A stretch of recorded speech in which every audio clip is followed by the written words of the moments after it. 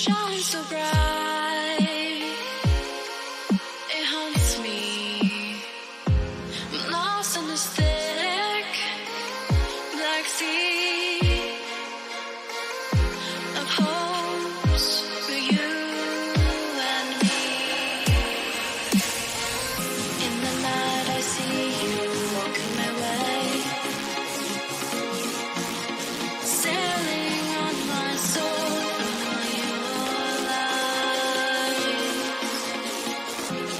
Come find me, I'm reaching out to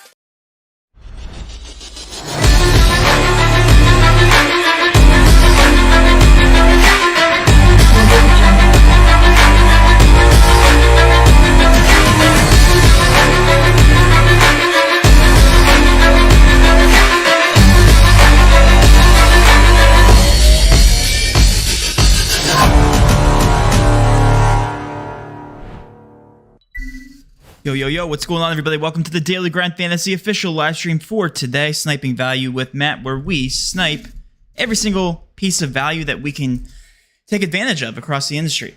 We have to understand that all of these sportsbooks set their lines independently, as well as the fantasy apps, and when we are able to jump on that mispriced prop, generally speaking, it's going to be off.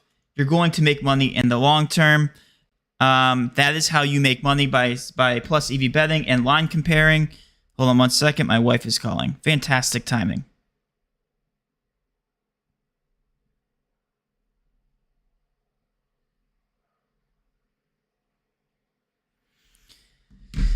Anyway, guys, we're going to be sniping a value across the entire industry. It's Taco Tuesday on Prizepicks. Don't know when that's going to be available. I believe it's going to be available closer to 12 o'clock, but we'll go ahead and start out, guys. Also, diversify your portfolio. I tweeted about this earlier this morning. We need to be taking advantage of all value across all apps. If you're just a Prizepicks user, get away from that mindset. If you're just an underdog user, get away from that mindset. If you don't have exposure to every single app that you can find, then you're doing this wrong. One of those apps being Fliff. I've been hammering Fliff plays all morning long. There's so many mispriced value plays across Fliff, and Fliff is set up like a dynamic sportsbook, meaning that they associate a price tag with every single player prop and game prop that they can find. And it's set up like American sportsbook odds. And a lot of people don't know how to interpret this data. This data is very easy to understand as long as you spend 5 minutes watching one of my videos, but I'll quickly explain it now. each one of these American lines, again, just the price tag. That's all you need to understand. Meaning if you put down $100 on a plus 220 line, you're going to get $220 in return. Same thing on if you were to place this on DraftKings, this exact same bet of Miami Dolphins minus 118 for them to win by 18 points or more. You're getting this. If you were to place that exact same bet on DraftKings, you're getting $171 in return. Same exact thing here on Bet Rivers. If you were to place $100 on Bet Rivers for this exact same bet, you would get $185 in return. On Flip, you can see how this is drastically better at plus 220 compared to DraftKings, where you're getting literally $50 less, and on Bet Rivers, where you're getting significantly less as well. So this bet makes a lot more sense on Flip. However, not saying that this play is going to hit.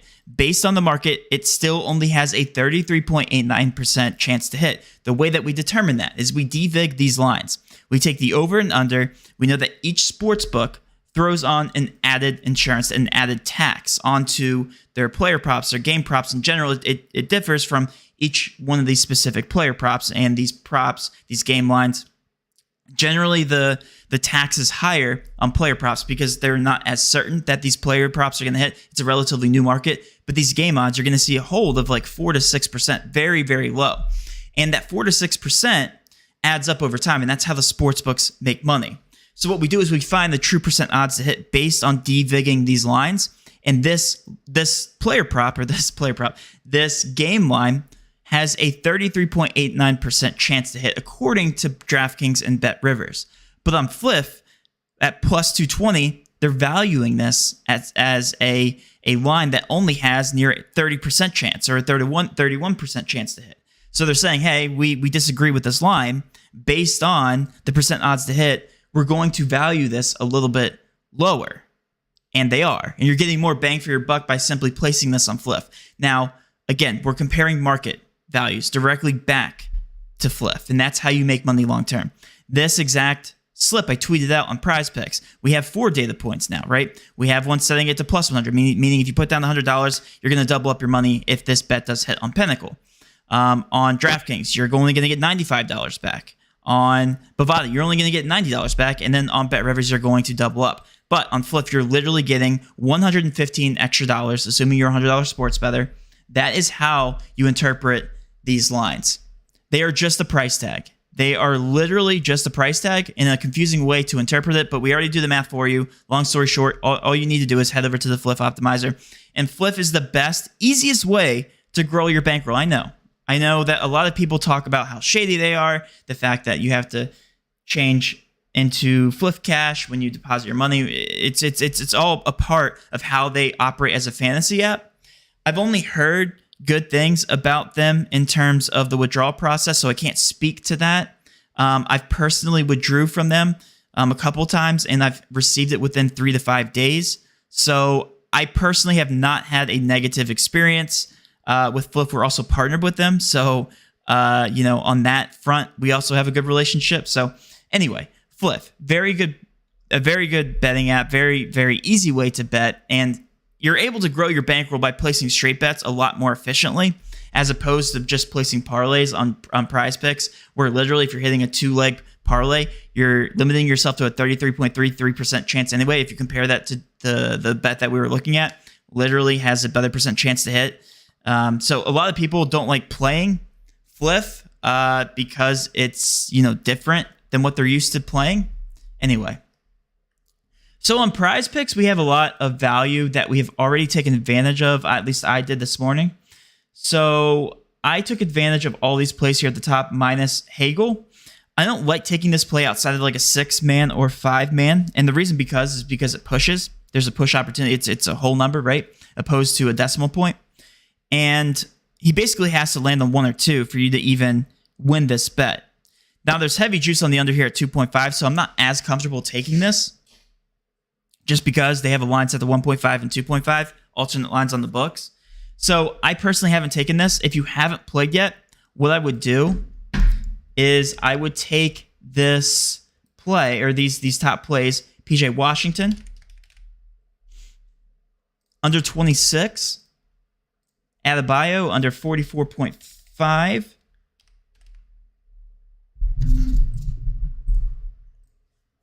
And I would take Kyle Lowry over because that's positively correlated with Adebayo. The better that Kyle Lowry does, the less likely that Adebayo is, right? So that makes sense. You can also throw Jimmy Butler into here. However, the problem with that is you're pairing these two stars on their team. Like, obviously, the likelihood that both of these guys go under, less likely, right? It would be more likely if Adebayo and Lowry were the ones presented or had a percent chance to go under. So I'm comfortable with playing these two here. And then Cade Cunningham is next on the list here. This is just under the cusp of a plus EV play. We'll talk about that in a second. But Cunningham under assists is another good play. Sorry, under rebounds. Oh, that was removed. So the reason why this play was removed, let's talk about it. We have heavy juice. We just talked about pricing, right? These sports books are all punishing you very, very hard for taking the under because it's more likely to happen. Cade Cunningham going under 4.5 rebounds is more likely to happen than he is to go over 4.5 rebounds. Therefore, they're going to price this appropriately to reflect that information. But on Prizepicks, they're mispricing this because they have 50-50 lines, right? They're setting their projections to 4.5. Like, he has 50% chance to go over, 50% chance to go under. Where they affect the payouts and the EV is in their fixed payouts based on the slip type that you're choosing. So they're mispricing this by basically saying, hey, this is a 50-50 prop, while the entire market is saying, hey, no. This has a 54% chance to hit the under and a 46% chance to go over. So what we're doing is we're identifying that discrepancy based on the market value, and that is how you're interpreting this data. And that is removed. Prizepicks is like, hey, no. Well, now we see the industry. Now we see what's happening. The sharp money's pouring in, or it's pouring in on the under. So we're going to remove this prop because there's way too much handle going in on that prop. And that's the way that these sports books try to take your money. But as sharp sports bettors, we are known to sit back, be patient, observe the market, and attack when you're ready, right? That's how you beat them. That's how you beat these fantasy apps long term. What we can do, though, is we can go to these lower props here. Headman, we can play over player points.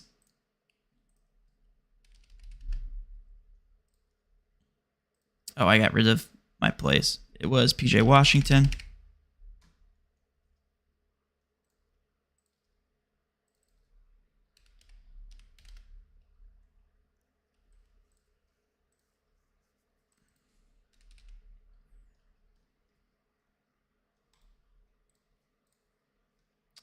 And then Cameron Johnson over 1.5 turnovers. Let's see if that's still up here. I wouldn't be surprised if this one got removed. Still up there. So here's a slip. This slip is good. I'm not going to double dip because I've already entered these 3 plays, but this is a very profitable slip. And the reason because, again, we talked about the price the entire live stream so far. But Headman, very, very favored on the over. We have minus 138 implied odds in Pinnacle. DraftKings 135, BetMGM 140. We have BetOnline minus 135. All these books, by the way, are considered to be pretty sharp, right? So 1.5 or 0.5 over player points. We have an exact match on Prizepicks, but they're valuing this at minus 119 implied odds in a 5 flex, which is why we play 5 flexes, right? They give you the best bang for your buck overall, and it's all determined based on the EV that you're getting per slip type. That's how you remain profitable long term, is by playing the best bang for your buck slip types. If I were to throw this into a 2-man power, I'm only getting 2x, right? I'm only getting 2x. You're technically getting 3, but you're putting in $100 and you're only getting an additional $200 in return. And that's equivalent to playing 2 minus 136 implied odds on a sportsbook, and that's the way that you come up with that math.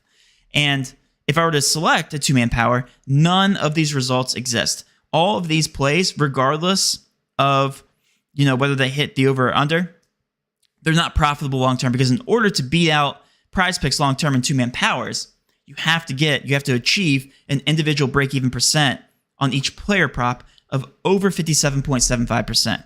For a 5-man flex slip, average odds of 54.26%. As you can see here, PJ Washington 54.71%, Adebayo 54.558. Lowry, 54.49. All 3 of those props are above that 54.26% mark, right? And then when we go down here, again, we have to have average odds. Yes, these are below that 54.26% mark, but we're looking for average odds per leg. These aren't that much lower. And the way that we're coming up with these percentages is that we're devigging these player prop lines. These player prop lines have an added amount, an added tax of 6 to like 8% on average. So we're taking that 6 to 8% out on each sportsbook. Each sportsbook is different, and that's how we determine these fair odds. We're looking at percent odds to hit as a fair odds, and we're looking at implied odds on the right side to really, visually understand why these props are showing profitable or not. Now, again, fantasy scores present a very big edge right now, a very big edge. And the reason is because what we're doing here is we're looking at fantasy scores. Let's take PJ Washington as an example. And I can tell you right now that he looks crazy mispriced in terms of his fantasy score. What they like doing is they like one-to-one comparing to his PRA and just seeing if it makes sense logically. 21.5, that's how you get a majority of your fantasy score, right? So if I look at the fantasy score chart, I'm getting 1 point for every point, 1.2 for every rebound, 1.5 for every assist, and you're getting more points, more rebounds, more assists every game, over blocks and steals and then turnovers, which are negatively affecting your fantasy score. So if this is really off from fantasy score, that draws a huge red flag. And this is pretty off, right? It's 4.5 points off of the fantasy score. And when a PRA goes into the math of determining a fantasy score and it's that much off, that's a huge red flag. That means that this is probably overvalued in this sense, right? So the way to do this is by adding up all the even player prop lines based on sportsbook lines. So if I go over to PJ Washington,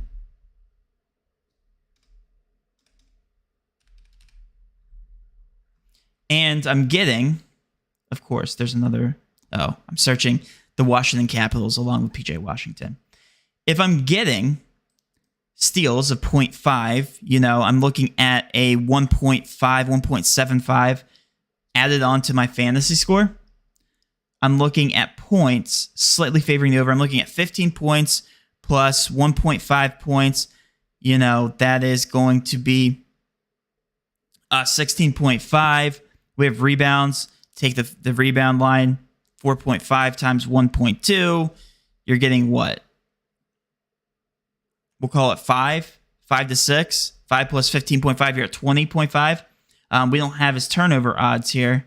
But his assists, I'm assuming, very low. His assist line,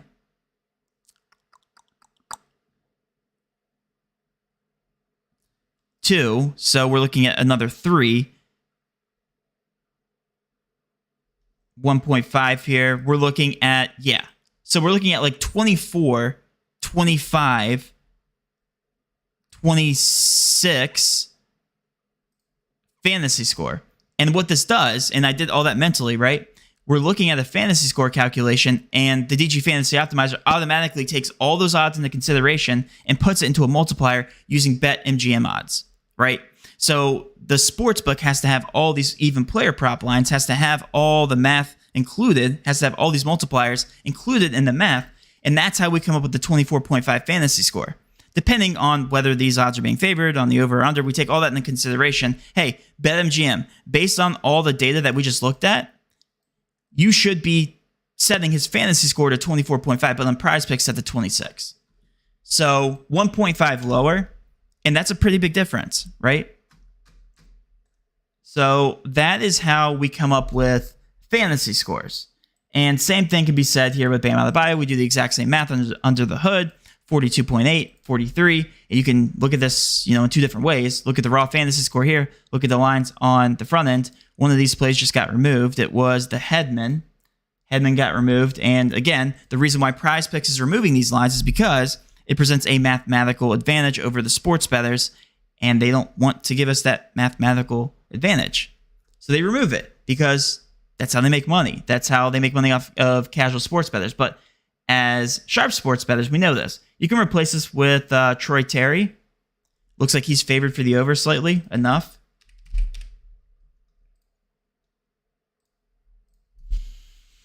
Heavy juice on the over here at FanDuel, on DraftKings, on BetMGM. When we devig these lines, it's giving it a 54.15% chance to hit the over. So another good play. And again, only a good play if you play them in mathematically profitable slips. 6 and 5 man flex slips give you the best bang for your buck overall.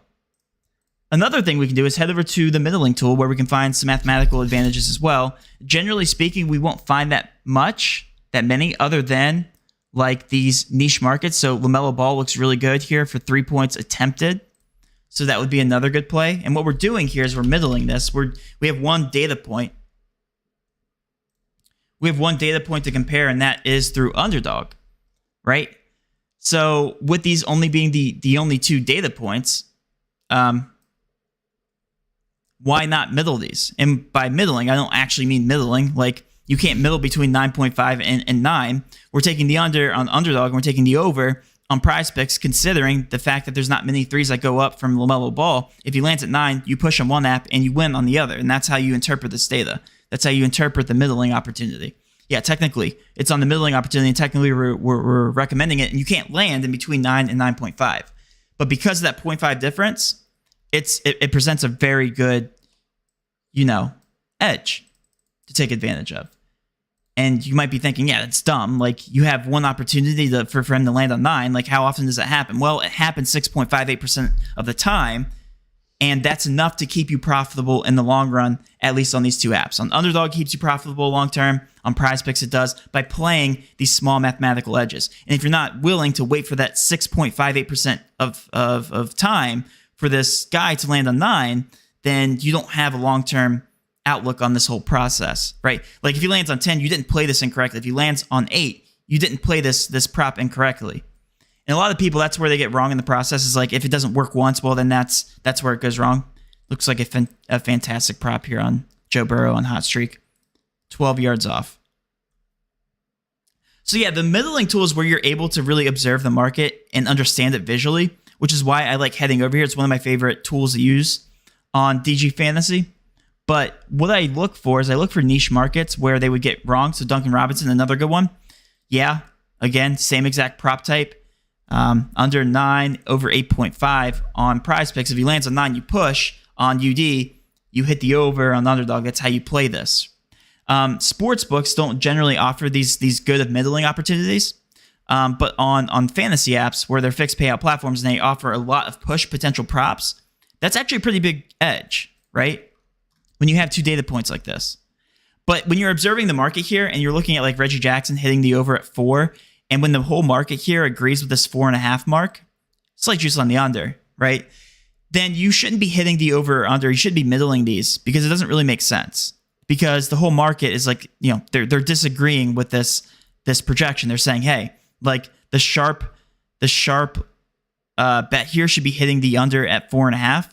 But Prizepicks is like, no, you should be hitting the over on 4. Well, when there's this much of a disagreement, you have underdog and parlay play agreeing with the same projection, you shouldn't be swaying yourself one way or the other. You shouldn't be middling this, right? But when I have a clear discrepancy and when I have that large of a discrepancy, it makes sense. So this is a better play. If we look down here to James Harden, we have 3 of the 4 fantasy apps agreeing with 6. But on Hot Streak, they're like, no. The over at 5.5, we're offering this at minus 128 odds. That's where it should be. And by observing this, you're basically saying, obviously you guys are off. Like, you should be hitting the over on James Harden at 5.5 on just Hot Streak. Because looking at the market, 666, you guys see that it's completely off on these fantasy apps. Or it's completely off on Hot Streak, right? It's very sharp when you have 3 of the 4 agreeing with one projection, with the 666 number. Because 666 is very accurate, right? 666. 666.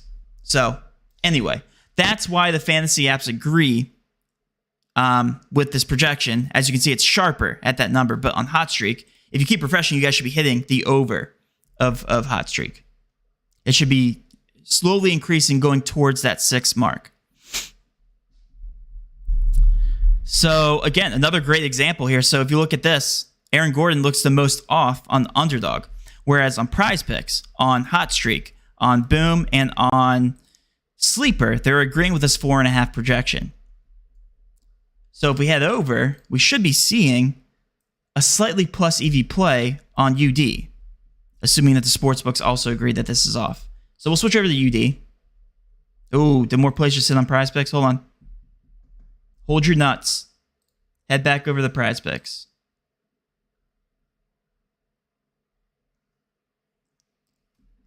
Yeah, so some fantasy scores are starting to hit the board. We have some middling opportunities. So yeah, let's switch back.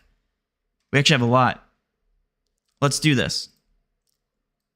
You guys are going to have to trust me here so I can get in some of these props. So I have the optimizer on the second screen, Zubak, under... Whoa, this one got bumped already. Right?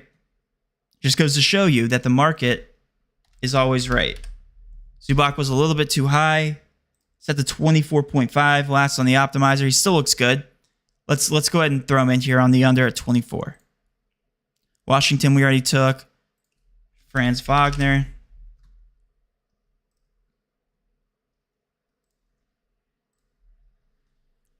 James Harden over.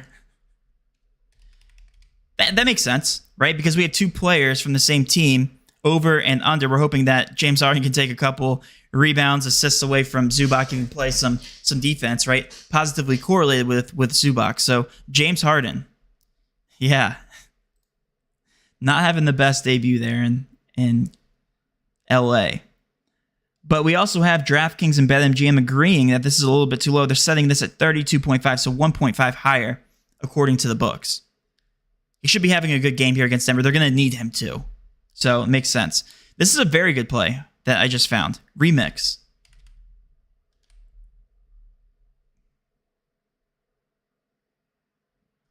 Remix over 26. I'll show you guys here in a second. And then we can throw back in here Terry, since we haven't really used him. He's still misvalued because we have a lot of good plays here. So go ahead and get this slip in.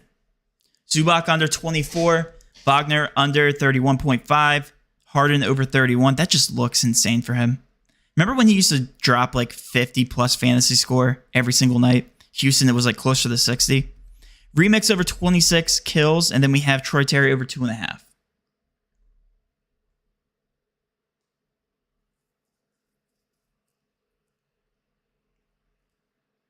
James Harden bumped from 31.5 or from 31 to 31.5. You guys saw it here first. The reason why Prizepicks is removing this is because all the sharp money is coming in on the over on James Harden. So we will remove that. If you guys weren't able to get that in, you guys should have. And we will throw in... Ooh. Oh, I found a really good one, guys. Oh, yeah. I found a really good one. Stay here. Stay here. Stay with me. And I'll explain to you guys why this is good. Nithon, not Python, Nithon, over 26.5. So I'll explain to you guys why. So CS2 plays. Let's actually take a look at the fundamentally why this is good. Remix set to 26 on Prizepicks, set to 27 on Underdog, higher. Jock Market 29.5, and then 26.5 on Parlay Play. Now, you could also middle this, like take the higher projection, because it's very clear here that Jock Market is off the most. 29.5 would be the sharper bet here on Jock Market. I'm not saying this is a bad play, especially when you pair this with Nithon. Because think about it, right? 26.5 comparing 27.5, 29, 27.5. This one is clearly off on Prizepicks. I would turn around and I would take the unders on Jock Market 1,000%. But the reason why this is an elite play, an elite combo, is because these two players are from the same CS2 matchup. And I've been over this multiple times, but these two players are positively correlated on CS2. Both players from opposing teams to go over or under is positively correlated. And the reason is because the overall amount of kills within a matchup on CS2 are affected by how close the matchup is and how close and how many overtimes that they go into. So if this game happens to be very competitive, it doesn't even have to go in overtime, but competitive, the more total kills exist. Think about it in NBA terms. If a game in NBA goes to triple overtime, it's very highly likely that the all-stars, that the superstars within that game, the star players, the good players, the role players, are able to go over their point totals because the overall amount of points are extended. There's a more total points that exist in an NBA game the longer the game goes, right? The more overtimes that this goes into. Technically speaking, an NBA game can go on infinitely. Never happens, obviously. But the same kind of rules apply for CS2. And for a CS2 matchup to go into overtime is more likely than it is for NBA. So correlation in general is very, very strong for CS2. There's only like 13 rounds, I think, for CS2. So if the game ends at 13-13, then they go an additional 3 rounds. It's best of 3, I think. And then those kills, the total kills for that game goes over. So if Remix and Nithon both have a very strong game and it remains very close, these guys are soaring over. But the same thing could be said on the flip side. If Flamengo goes out and destroys the red Candids, sure, we'll call them red. If they go out and destroy them, then the total amount of kills then is going to underperform, and there won't be as many kills, regardless of who wins. Like the total amount of kills that go around, the chance goes down. So that's how that works. The exact opposite kind of logic for League of Legends. Like if one team steamrolls the other, then the chances for that team to get a lot of kills goes up. The opposing team, the total amount of kills go down. So that's CS2 positive correlation. We also have CS2 on the correlation tool. We'll actually take a look here. If you guys want a CS2 slip, I don't know if any make mathematical sense here, but we can take a look. For sure. We do. We have one on Jock Market. 3-man non-insured, all overs, of course. Automatic. There he is again. We have a 4-man non-insured slip here. This looks great. So, from the same matchup, it looks like.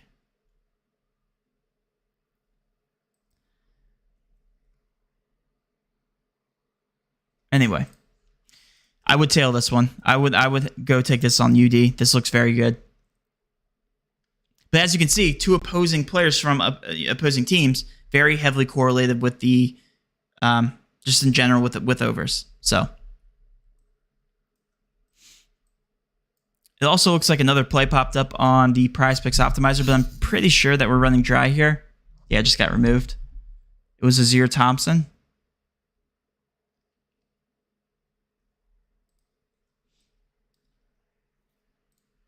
And we can take a look here at the middling tool real quick before we move on. LaMelo Ball still sits there.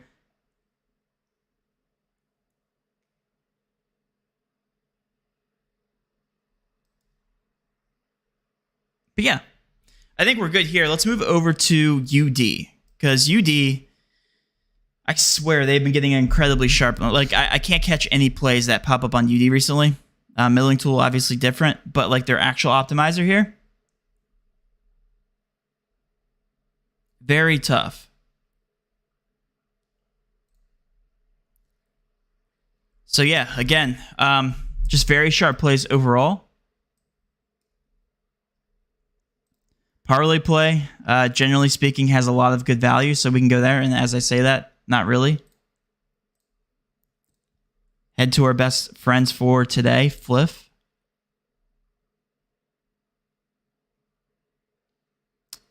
Nothing.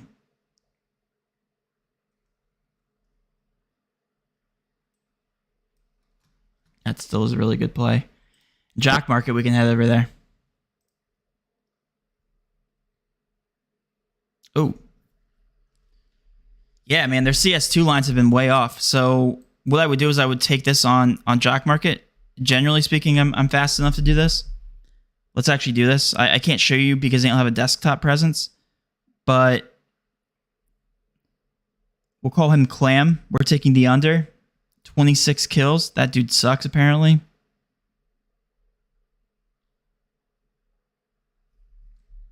These are all even props. Destiny. Over 29. If you guys haven't signed up for any one of these apps, feel free to use code DGF for 100% match up to $100.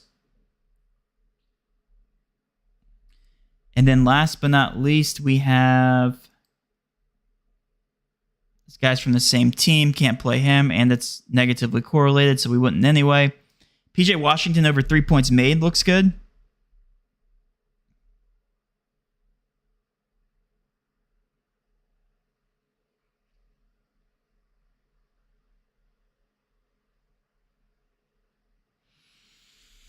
And what we're looking for 3-man non-insureds, their implied odds come out to be minus 122. So anything higher than 122 makes sense, right, when comparing to the market. So this PJ Washington play falls right below that threshold. We're looking for 54.95% or higher for no vig odds.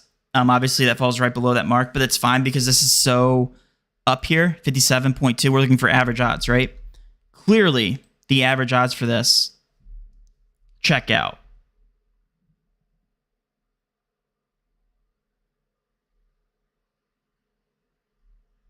I was able to get that slip in. But yeah, so anyway, looks like we're starting to run dry here on these fantasy apps. We'll go back to Prizepicks, see if we can snipe anything else.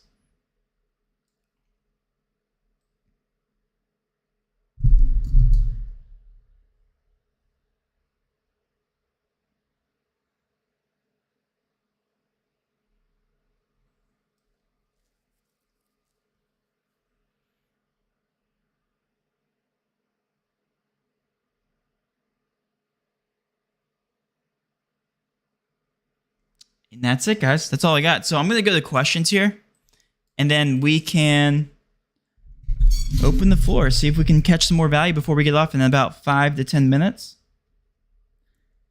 Can you go over the even lines on Jock Market, like the 3 points made and turnovers and those things? Sure. So on Jock Market, there's a lot of even props that they wouldn't even offer on like Prizepicks. So this one, if you take a look here, like Claxton, we're basically banking on him to go under 1 or end at 1. It's so heavily juiced on the under here that the better play, the sharper play is to hit the under on 1, just given the amount of juice here. They also have in the line, they generally have alternate lines set to 0.5, so that juice isn't as high, it isn't as favored to go over 1 as it is to go under. So we're recommending the under here. Now, I don't like putting push props into slips that are like, say, 3-mans, because if I push on one of the legs, it now gets diverted to a 2-man, which the implied odds then equal minus 136 odds. So you're losing a ton of value there. So I personally don't like doing that. If I were to play any of these props, I would be putting them into a 5-man insured, which equates to minus 118 odds. They have the exact same payouts on Jock Market as they do on Prizepicks for 5-man flex slips.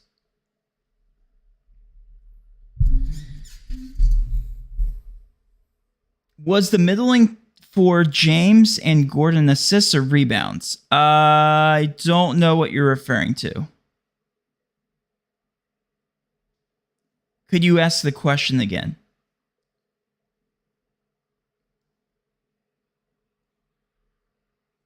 So you want to avoid double dipping as much as possible. If you already play the prop on one slip, you shouldn't play it again on a different slip.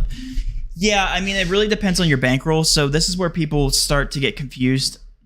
You can double dip. It's just like a majority of people are betting more than 1% of their bankroll on each slip. So let's say you have $500 on your Prizepicks account. Those guys are generally playing more than $5, which is not what you're supposed to do. And if you're doing that, then you definitely shouldn't be overexposing yourself to any specific player prop. So it really... I try to talk from a sense of like a new casual sports betting crowd, because that's who my marketing is directed towards, because I'm trying to bridge that gap, right? So when people overexpose themselves to player props, that's not proper bankroll management. So I try to speak as much as I can to those people. But if you're betting less than 1%, let's say like 0.25% on each player prop, then yeah, you can go ahead and double dip as much as you want.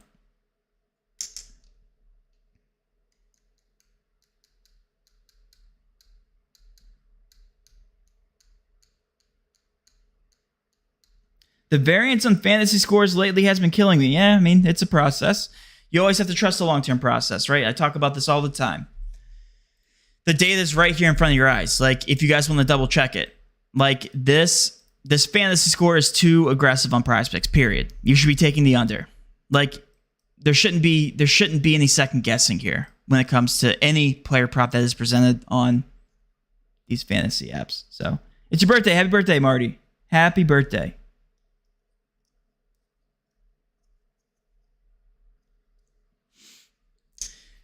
But yeah, guys, that's it. That's all I got for you. Also, we did a live stream yesterday, me and TJ at 7. We did that because that's when all the injury news was coming out. We wanted to attack the consistently changing landscape of value that was presented to us via NBA. And it was good. We got a lot of good value plays, with tonight being what, a 9 to 10 game slate.